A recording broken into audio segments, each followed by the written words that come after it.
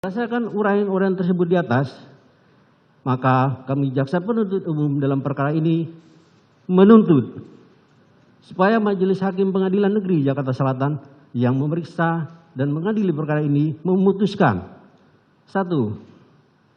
Menyatakan terdakwa Ricky Rizal Wibowo terbukti bersalah melakukan tindak pidana turut serta melakukan pembunuhan yang direncanakan terlebih dahulu, sebagaimana diatur dan diancam pidana dalam dakwaan primer pasal 340 KUHP junto pasal 55 ayat 1 ke 1 KUHP.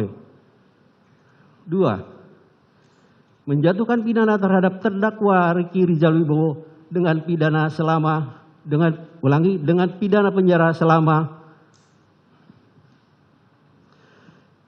8 tahun dikurangi selama terdakwa menjalani tahanan sementara dengan perintah terdakwa tetap ditahan.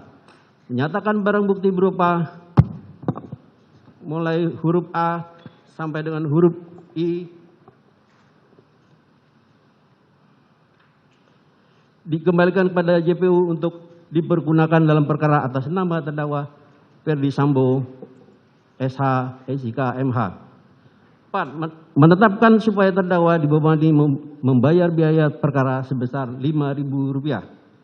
Demikian tuntutan pidana ini kami bacakan dan diserahkan dalam sidang hari ini, Senin tanggal 16 Januari 2023. Semoga Tuhan Yang Maha Kuasa memberikan kekuatan lahir dan batin kepada kita semua dalam melaksanakan penegakan hukum.